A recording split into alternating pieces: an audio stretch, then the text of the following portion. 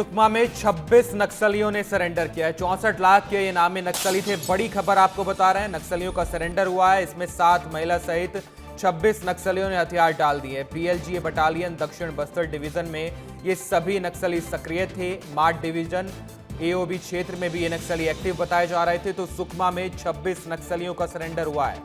इन 26 नक्सलियों पर 64 लाख रुपए का इनाम था। 64 लाख के इनामी नक्सलियों ने अब हथियार छोड़ दिए हैं।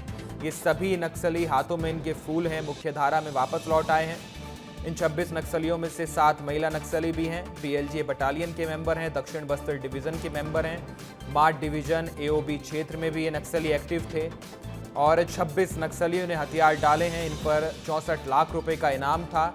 तो धीरे धीरे नक्सली या तो अपने हथियारों को छोड़ रहे हैं, सरेंडर कर रहे हैं, या उनकी गिरफ्तारी हो जा रही है। हमारे साथ फोन लाइन पर संजय ठाकुर जुड़ गए। संजय, बहुत बड़ी सफलता, 26 नक्सली मुख्य धारा में वापस आए हैं, बहुत बड़ी बात है। बिल्कुल, देखिए, और सबसे खास बात ये हिमांशु की ये सभी नक्सली जो है इनमें अधिकांश पीएलजीए बटालियन के हैं। पीएलजीए बटालियन जिसे अब तक लीड करते आया था देवा, जिसका कल हमने इंटरव्यू किया, देश ने देखा, तो फिलहाल उसके साथी भी मुख्य धारा में वापस लौट रहे हैं। और सबसे बड़ी सफलता फोर्स के लिए यही है, क्योंकि ये बटालियन ही थी जो फिलहाल फोर्स के लिए सबसे बड़ी चुनौती थी। नक्सलियों ने अपने बटालियन में 300 से ज्यादा लड़ाकों को शामिल किया था। लगातार उसमें से एक एक कर जो लड़ाके हैं वो अलग हो रहे हैं और मुख्य धारा में वापस लौट रहे हैं। ऐसे में फिलहाल अब वहां मात्र 100 से 150 लड़ाके बचे हैं। ऐसे में सरकार की रणनीति बहुत साफ है। सरकार एक और बड़े ऑपरेशन चलाती है, नक्सलियों को न्यूट्रलाइज करती है, दूसरी ओर उनसे अपील भी करती है कि आपके पास अभी भी समय है, आप मुख्य धारा में लौट सकते हैं। और इसका असर भी होता है, बिना एक भी गोली चलाए बड़ी संख्या में नक्सली मुख्य धारा में शामिल होते हैं। और देखिए, इस बार भी जो नक्सली आए हैं इनमें कुल 64 लाख का इनाम था। 26 नक्सली ये हैं, जिनमें 7 महिला माओवादी हैं। इनमें CYPCM मेंबर हैं, PPCM मेंबर हैं, एरिया कमेटी मेंबर्स हैं और 18 पार्टी मेंबर्स हैं। तो फिलहाल इन सभी नक्सलियों के वापिस आने के बाद एक बात तो साफ है कि नक्सल संगठन जो लगातार अपने सबसे बुरे दौर से गुजर रहा है वो और कमजोर होते जा रहा है। हिमांशु।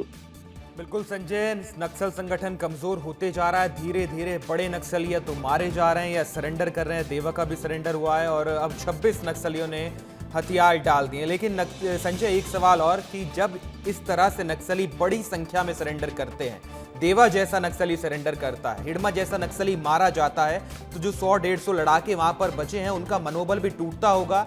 उनके पास अब कोई विकल्प नहीं बचा, या तो वापस आ जाएं या नहीं तो मारे जाएंगे।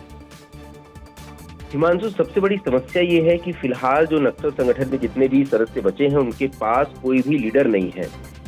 आखिरी लीडर के तौर पे फिलहाल सिर्फ एक एसजेडसी मेंबर उनके पास बचा है, जिसका नाम है पापा, और वो भी टाइगर रिजर्व इलाके में फिलहाल छुपा हुआ है। उसके बाकी नक्सलियों से कांटेक्ट नहीं हो पा रहा है। ऐसे में जितने भी इनके बड़े लीडर थे, या तो वो इनकाउंटर से मारे गए हैं या उन्होंने समर्पण कर दिया है। तो एक वक्त यहाँ लगभग 30 से अधिक बड़े नक्सल लीडर्स जो है बस्तर में सक्रिय होते थे और वो मिलकर 3000 से ज्यादा लड़ाकों को लीड करते थे। लेकिन बीते 2 सालों में एक एक कर बिल्कुल संजय, आपके पास आऊंगा। हमारे साथ शहनवाज खान मौके से जुड़ गए। शहनवाज, आप वहीं पर मौजूद हैं, तस्वीरें दिखाइए और बताइए इन नक्सलियों ने जो हथियार डाले हैं कितनी बड़ी सफलता है। देखिए, बिल्कुल आपको बता दूं कि यहाँ पर जो है 26 नक्सली जो है यहाँ पे आत्मसमर्पण किए, जिसमें से 7 महिला नक्सली है। सबसे पहले मैं आपको सुकमा एसपी से आपको बात कराता हूँ कि सर, जो नक्सली आत्मसमर्पण किए हैं उनपे कौन कौन से रेंज के थे और उनपे कितने लाते नाम पर कौन बड़े नक्सली इसमें शामिल थे। आज जिला सुकमा में 26 नक्सलियों ने आत्मसमर्पण किया है। जो आत्मसमर्पण नक्सली है उनपे 64 लाख का इनाम है। इसमें नक्सलियों के समावेश है जो आत्मसमर्पित किए। इसमें CYPCM, उसके अलावा battalion number 1, area committee, company number 3, company number 7 तरह के नक्सलियों का समावेश है। मैं इस मौके पर सभी नक्सलियों को ये आह्वान करता हूँ कि जल्द से जल्द आत्मसमर्पण करें।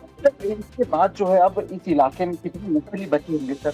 अभी उसका प्रोफाइल बनाया जा रहा है, लेकिन मैं इतना कहना चाहूँगा कि चुने संख्या में ही नक्सली बचे हुए हैं, तो हम अपील करते हैं कि जल्द से जल्द आके आत्मसमर्पण करें। तो यहाँ पे 2 रणनीति बन रही है। अगर जो नक्सली समर्पण नहीं कर रहे उनको इनकाउंटर में ढेर किया जा रहा है, जो नक्सली आ रहे हैं उनके लिए कॉरिडोर बिछा के समर्पण किया जा रहा है, तो अभी जो नक्सली बचे उनके लिए क्या संदेश रहेगा सर? मैं सभी नक्सलियों को यही आह्वान करता हूँ जल्द से जल्द आके शासन की जो नीति है उसका लाभ उठाए और देखिए लगातार जिस प्रकार से देखने को मिल रहा है सुकमा में कि एक तरफ नक्सलियों के खिलाफ जो है ऑपरेशन जारी है, लगातार नक्सली ढेर हो रहे हैं, मारे जा रहे हैं, लेकिन वहीं दूसरी तरफ एक चेहरा निकल कर दिखता है कि जो नक्सली आकर मुख्य धारा में शामिल होना चाहते हैं वो शामिल हो रहे हैं। क्योंकि हम देख पा रहे हैं कि इससे पहले जो हैदराबाद में जो नक्सली लीडर था देवा, उसने समर्पण किया अपने हथियार के साथ, तो दूसरी तरफ यहाँ पे मुठभेड़ चल रहा था। उस मुठभेड़ में जो है 12 नक्सली ढेर हुए थे। बिस्तिकवा में, बीजापुर में जो मुठभेड़ हुआ था उसमें 2 नक्सली मुठभेड़ हुए थे। यानी एक दिन में जब देवा एक तरफ आत्मसमर्पण करता है तो दूसरी तरफ 14 नक्सली मारे जाते हैं। वहीं आज जब हम देख पा रहे हैं कि 64 लाख के जो 26 नक्सली हैं वो समर्पण किए। अब लगातार ये देखने को मिल रहा है कि महिला नक्सली जो है वो भी अब इस समर्पण में सामने आ रही है और आत्मसमर्पण कर रहे हैं। और लगातार जिस हिसाब से एक कार्रवाई देखने को मिल रही है, इस कार्रवाई से साफ तौर पर देखा जा सकता है कि लगातार नक्सलियों का खात्मा का जो डेडलाइन था 31 मार्च 2026 वो अब नजदीक है। हो सकता है कि इससे पहले नक्सलवाद पूर्ण रूप से खत्म हो जाए, क्योंकि लगातार इस तरफ ऑपरेशन जारी है, जवानों का एक्शन देखने को मिल रहा है, तो दूसरी तरफ आत्मसमर्पण भी जारी है, गिरफ्तारियां हो रही है, आत्मसमर्पण हो रहा है। तो जो नक्सली पिछे हुए हैं, छोटे कैडर के हो या बड़े कैडर के हो, वो सभी नक्सली जो है अब मुख्य धारा में शामिल हो रहे हैं। जी बिल्कुल शहनवाज, तस्वीरें भी आ रही हैं, नक्सलियों के हाथों में गुलाब के फूल हैं, तो ये संदेश भी है कि अगर आप हथियार अपने हाथों में रखेंगे तो आप मारे जाएंगे, अगर आप गुलाब का फूल लेकर मुख्य धारा में वापस आएंगे तो आपकी जान भी बच जाएगी, आपको जो मुख्य धारा में लौटने के फायदे हैं वो भी मिलेंगे। बहुत बहुत शुक्रिया शहनवाज आपका तमाम जानकारी के लिए। बहुत बहुत शुक्रिया संजय आपका भी।